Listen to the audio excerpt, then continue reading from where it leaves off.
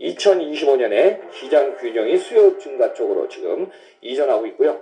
또 2027년 정도부터는 공급 과잉이 좀 해소되지 않을까. 그렇게 보면은 시장의 공실률도 좀 안정화되면서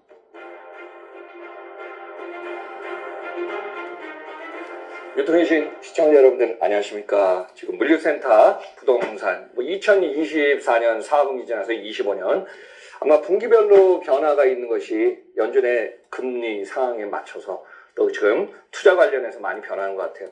자, 물류센터 부동산도 2022년 하반기 피크점 고점을 찍으면서 그 이후에 PF도 어려웠지만은 많이 지금 하향 곡선을 좀 타고 있는 것 같습니다. 물론 이제 투자 수요가 감소하고 지금 아직도 물량이 계속 쏟아져 나와서 경매 공매 쪽에 지금 물량이 많이 있습니다. 또 금리는 일시적으로 지금 우려됐던 금리 인상과 공사비 상승해서 금리는 일단은 연준이 금리를 갖다가 0.5 피컷을 내렸기 때문에 5.0입니다. 물론 이제 한국은행도 이와 맞물려서 지금 3.5에서 3.25 0.25% 내려갔고 지금 가능성은 좀 보이고 있는데 여기에 따라서 지금 금리는 내리더라도 기준금리 이건 어떻게 보면 기준금리입니다. 그런데 이제 뭐 은행에서 대출을 하든 또 기업이 자금을 빌려 쓰더라도 기준금리는 고정금리와 기준변동금리가 있지 않습니까? 근데 이제 대출, 채권, 예적금 등 시장금리 기준이고 물가와 환율, 해외자금의 유출입 등 대내 경제지표를 종합적으로 고려해서 조정하기 때문에 오히려 최근에 이제 금리는 내렸는데 여러분들 이자는 그렇게 내리지 않고 또 일부 올라갔다 이런 얘기가 좀 들리는 것 같아요. 그래서 아무래도 지금 물류센터 부동산 이 부분도 좀 관망세로 좀 지켜봐야 될 것 같습니다. 근데 이제 아직까지도 희망적으로 보고 있는 것이 전자상거래 이커머스는 증가하지 않냐 이런 얘기하는데 물론 이커머스 시장도 지금 큰 폭에서 소폭으로 증가하고 있습니다. 2023년이 한 227조 원인가요? 제가 기억하기로도 코로나 이전에 2020년에 161조 원이면 거의 7, 80조 원이 늘어났습니다. 그리고 올해 2024년 해외 직구 물량도 늘어나고 이커머스는 오프라인보다 온라인에 계속 지금 급증하고 있어서 한 240조 원대는 좀 늘어날 것 같아요. 그러면 결과적으로 우리나라가 2022년부터 인구가 줄고 있고 소비는 중저가로 지금 가고 있고 이 상황에서 보면은 물류센터 관련해서도 있지만은 시장 상황이 2025 계속 앞으로 이커머스 시장의 성장세, 큰 폭의 성장은 좀 둔화되지 않을까 그렇게 좀 보고 있습니다. 근데 이제 이미 물류센터가 여러분들 수도권을 포함해서 지방권도 보니까 부산, 대구 물류센터가 너무 많이 있어요. 물론 이제 물류센터는 수요와 공급의 밸런스인데 이미 이제 수요 상황이 포화됐고 그 다음에 이제 공급 상황이 과잉 공급 시대에서 지금 이게 이제 기울어지는 상황이기 때문에 아마 지금 이 상황에서는 사실 물류센터를 갖다가 준공한 거를 갖다가 매수를 해야 되는데 최근에 이제 외국계 투자가들 항상 국내하고 외국계에서 차이점은요 외국계 투자자들은 장기 투자에 강합니다. 그래서 자금력도 있고 오랜 동안 글로벌 시장을 관망하면서 어떤 경험이 있기 때문에 이 상황에서 올해 4분기에는 지금 매수 물량이 많이 나오고 있더라도 좀 더 기다릴 것 같습니다. 물론 이제 거래 딜이 지금 이루어져서 클로징하는 것도 있지만은 아마 2025년 1분기까지 이 상황을 좀 관망할 걸로 좀 보이고 있습니다. 이미 2024년에 중공 물량이 지연되고 신축 물류센터는 계속 줄어들고 또 이 상황에서 보면은 물류센터를 개발하려면은 기본적으로 있죠? 시행사가 있고 시공사가 있고 물론 이제 투자처들을 돈을 받아서 우리가 이제 PF를 하든지 움직이는데 이제 PF 대출 연체한 상황도 많이 늘어났지만은 시행사들이 경험과 일부 자금 갖고 움직였는데 어떻죠? 지금 화주 이체의 어려움, 공사 진행의 어려움, PF 진행하다가 또 계약 기간이 만료, 1년, 2년 돼갖고 만료하면 어떻죠? 6개월, 길게는 1년 주지만 1년을 안 주는 경우가 있다니까 6개월, 3개월로 하면 금리가 또 올라가겠죠. 이 상황에서 어려움이 있다 보니까 결국은 시공사들이 떠안는 경우가 많이 있습니다. 책임 준공을 해야 하다 보니까요. 어떻게 보면은 시행사보다 시공사들이 경험이 많고 다양한 화주 이체라든지 이런 채널이 있으면 좋은데 공사 중에는 그런 채널을 갖다가 갖춘 건설사들이 이렇게 많지 않거든요. 물론 이제 전혀 없다는 얘기는 아닙니다. 그렇지만은 그 부분에서 지금 어려운 난항은 계속 지금 진행되고 있는 것 같습니다. 그리고 물량이 계속 늘어나고 있는 상황에서 지금 수도권의 공급량이 말씀드리지만은 계속 2021년 전국에 한 70만 평, 22년 118만 평, 23년에 167만 평까지 급증하다가 올해 뭐 24년에 이미 감소세가 뭐 30에서 40% 지금 감소세가 지금 진행되고 있습니다. 이건 뭐냐면은 2022년 하반기부터 진행했던 물류센터를 인허가는 많이 맡아놨습니다. 근데 인허가는 많이 맡았지만은 실제 진행해갖고 PF를 받고 개발하는 이 상황이 지금 거의 없다는 얘기입니다. 그럼 어떻게 되죠? 2025년에는 과잉 공급에는 이제 수요 측면으로 바뀌기 때문에 시장의 전환점은 바뀔 것 같고, 이 상황은 저는 2026년 지나 27년 정도 하면은 수요와 공급의 밸런스가 지금 제자리 찾아가지 않을까 이렇게 보고 있습니다. 그러면 이렇게 공급 감소하는 이유는 뭘까요? 물류센터를 많이 지금 짓고 있습니다. 공급은 늘어나는데 지금 자, 기본적으로 최근에는 조금 주춤 하락세를 한다고 해도 지금 원달러 강세도 있었고 다시 또 원달러 1,300원 중간대까지 다시 지금 올라가 있기 때문에 지금 원재료 가격 상승, 공사비 상승 연결되어 있고요. 고금리는 지금 이제 연준이 5.0으로 또 한국은행이 3.2 아마 연준도 지금 B컷을 한 번 더 할 수 있다 이런 얘기까지 시사하면은 5.0이 무너지고 지금 4점대가 지금 내려갈 것 같아요. 이제 한국은행도 3.25를 동결하냐 3.0이냐 이 정도는 돼야지 그만큼 금융 비용이 많이 좀 낮아지겠죠. 그러면 항상 사이클은 미국하고 한국의 상황이 있는데요. 보통 3개월에서 늦으면 6개월 주기가 있거든요. 이 상황을 한번 고려해 본다면은 금리 인하가 여러분들 투자하신 분들한테는 금세 와닿지는 않을 겁니다. 그래서 이제 물류센터 인허가 종료 후에 지금 착공 못한 센터가 지금 넘쳐나고 있어서 이 상황도 한번 좀 지켜보시면 될 것 같습니다. 그러면 임차 수요는 지속적으로 증가할 겁니다. 물론 여러분들이 이렇게 생각하실 거예요. 박사님, 전국을 가다 보면요, 뭐 경부선에 그 다음에 영동 축에 보면은 물류센터 너무 많이. 제가 이제 여주 IC 쪽도 좀 다니고 이렇게 뭐 그다음 여주 IC에도 그냥 대형 물류센터 너무 많이 전놨어요. 근데 공실이 아직도 많다는 얘기입니다. 그만큼 공실이 많은 거는 투자 살이 쏙 빠지는 날씬 주스 자들에 의해서 아니면은 시공사에 의해서 물류센터 입지가 좋다고 판단한 것은 맞지만은 실제 물류를 갖다가 지금 물량을 움직이는 화주기업입니다.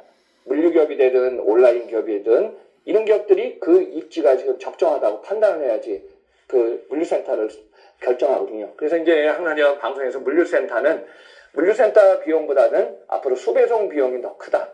왜 그러냐면 지금 우리나라의 50%의 수배송 비용. 그나마 이제 유가가 WTI 브렌트가 1배럴에 지금 $70 전후더라고요. 이 만약에 80, 90 하면 큰 걱정이지만 당분간 이제 산유국의 관계 포함해서 보니까 유가는 그렇게 큰 폭으로 오를 것 같지 않습니다. 그래서 이 상황을 고려하면은 물류센터 수배송 비용보다도 물류센터 비용은 저렴한 쪽으로 좀 찾고 있는 것 같아요. 최근에 이제 어느 정도까지 있냐면은 여러분들 궁금해할 사항을 보면은 렌트프리 같은 경우 지금 상원이 최근에 나온 얘기가요. 보통은 여러분들 이제 1년 계약하면은 한 달을 렌트프리 주지 않았습니까? 근데 상원도 임대가 안 되는 경우, 임차가 안 되는 경우는 2달, 뭐 많게는 3달까지 이제 금융비용을 부담해야 되는 그런 경우도 있고요. 저원 같은 경우는 뭐 워낙 많아졌고 저원의 거점에 따라서 지금 일단 투자 비용이 들어갔기 때문에 뭐 6개월은 이게 지금 평균이 아닙니다. 그냥 6개월은 기본이지만 7개월, 8개월까지 비용을 갖다가 그만큼 손실 보더라도 일단은 커버하려고 하는 센터들이 지금 계속 나오고 있습니다. 그러다 보니까 임대센터의 어떤 지금 임차인 입장에서는 물류센터의 평당 임대 가격이 지금 지역에 따라서 지금 이것도 천차만별이지만은 많이 좀 떨어진 지역도 있고 오히려 밀집도라든가 입지가 좋은 쪽 같은 경우는 올라가는 상황이 있습니다. 최근에 전문 보고서들이 나온 걸 한번 보니까요. 24년 3분기에 임대료는 지금 상승 흐름으로 좀 가고 있다 그러니까 이 부분 참고하시면 좋을 것 같습니다. 그래서 지금 투자자 입장에서는 어떻게 보면 2025년에 고점 찍고 24년 3분기, 4분기에 지금 저점으로 내려가서 25년에 1분기 관망하면서 상반기까지 가봐야 돼. 이게 이제 바닥치고 올라가는 상황이 보이기 때문에 투자자의 입장에서는 다양한 매물이 나오는데 그 안에 지금 임차인이 누가 사용하고 있냐 이런 중요할 것 같습니다. 여러분들 이제 물류센터의 공실이 없는 상황에서 이 매도를 해야 되는데 최근에 뭐 기본적으로 그래도 1군 기업들 또 대기업군들, 또 화주, 물류기업들 관련해서 이런 쪽 같은 경우는 아무래도 매수 매각에 여러 이제 좋은 조건으로 지금 움직이고 있으니까요. 이 사항도 한번 고려해 보시면 될 것 같습니다. 대표적으로 이제 우량 임차인 확보한 신축 매물이 지금 주목된 상황에서 한번 사례를 말씀드리겠습니다. 경북의 경산 쿠팡 물류센터 매각 착수해서 CBRE 코리아가 지금 진행하고 있습니다. 자문사로. 그런데 쿠팡이 책임 임대차 5년 계획. 지금 쿠팡 사항도 보면은 제가 이제 이렇게 한번 말씀드리겠습니다.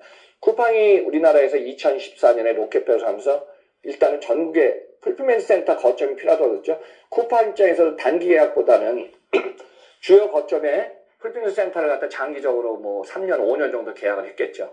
물론 투자한 물류센터도 있지만 5년 사용하다 보니까 그 거점이 최적의 거점이 아닌 경우도 많이 나오고 있습니다. 그래서 쿠팡 같은 경우 그 주변에 수배송하고 원활한 거점을 이전하든가 아니면은 통폐합해서 입지가 좋은 쪽으로 풀필멘트 센터를 많이 좀 옮기는 케이스가 지금 늘고 있습니다. 그래서 쿠팡이 지금 뭐 해외 직구 관련해서 알리익스프레스나 테무, 특히 뭐 테무보다는 알리익스프레스가 물류센터 물량 이걸 좀 경계에서 쿠팡은 뭐 구세권 이에 70%를 90까지 늘리면서 지방 소외 지역 중에 지금 과밀 지역 쪽으로 계속 지금 뭐 3조 투자한다는데 그게 뭐 틀리다 맞다가 아니라 쿠팡 입장에서도 전국 거점을 확보하면서 전국의 소비자 고객층을 잡는 게 가장 우선이겠죠.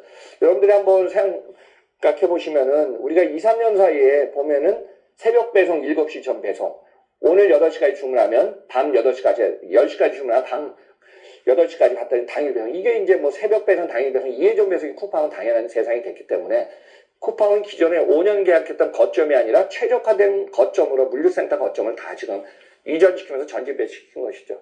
그래서 쿠팡과 관련돼서 움직이는 기업들도 많이 있으니까 이 기업들도 한번 참고해 보시면 될 것 같습니다. 그럼 이제 물류센터가 과잉 공급 과잉된 상태에서 왜 지금 물류센터 개발이 둔화됐을까요? 제가 이렇게 한번 좀 정리해 보겠습니다. 이미 2022년 하반기부터는 물류센터의 매수 매각은 고점에서 떨어졌습니다. 일단은 연준의 금리 영향도 있었지만요. PF, 프로젝트 파이낸싱이 힘들었고 스타트 기업도 이 당시부터 이제 하반기부터 자금난이 어려웠습니다. 과거에는 투자를 받아서 돈을 사용해서 사업 규모를 확대한 게 이제 우선 목표였는데 그 이후부터는 자금줄이 막히면서 최적화, 안정화된 수익 구조를 만드는 사업으로 좀 전환됐겠죠. 그러다 보니까 2021년 거의 하반기 이후 건축 허가를 받은 물류센터가 그냥 넘쳐날 정도로 전국에 너무 많아요. 근데 그 중에 아직 인허가만 맡아놨고 실제 PF 안 되고 또 물류센터를 갖다가 착공 못한 센터가 너무 많다는 것이죠.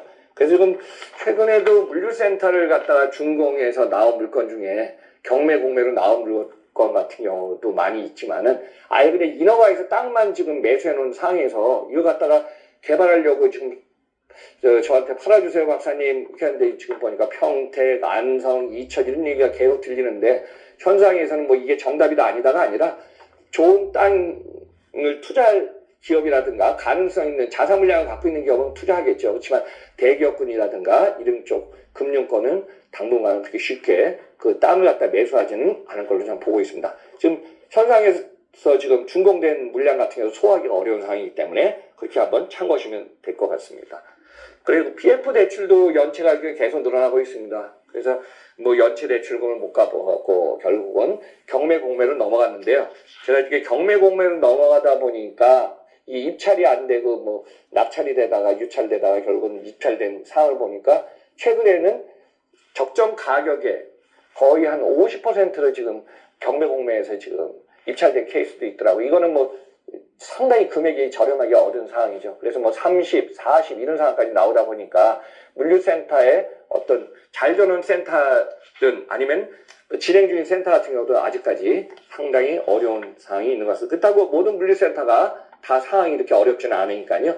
여러분들 참고해 보시기 바랍니다. 자, 마지막으로 2025년 물류센터 관련 부동산 시장 한번 좀 전망해 보겠습니다. 금리는 인하됩니다. 아마 연준이 5.0 이하, 올해 4% 타면요. 내년에도 지금 4% 중반까지 저는 떨어질 걸로 좀 보고 있습니다.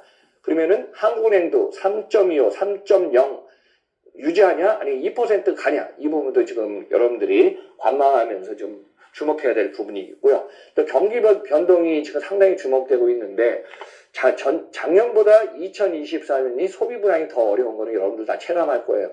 그렇지만 2025년 이대로 계속 간다면 너무 힘들겠죠. 그래서 희망론적으로 2021년에 경기 상황을 좀 보면서, 물론 이제 2024년 11월 5일 6일인가요? 미국 대통령 선거, 또 2025년에 2월에 미국의 이제 대통령 취임이 있기 때문에 이 정부 정책, 미국의 영향도 한국도 받기 때문에 이 상황도 경기 변동 좀 지켜봐야 될 것 같습니다.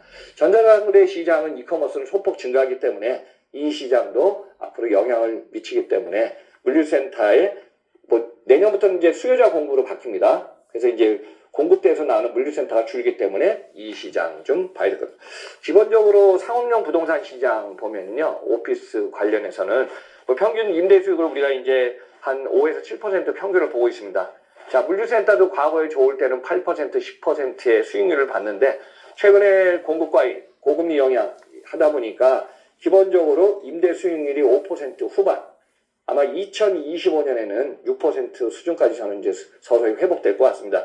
최근에 임대료도 조금 상승 흐름도 있고 해서 2025년에 시장 균형이 수요 증가 쪽으로 지금 이전하고 있고요.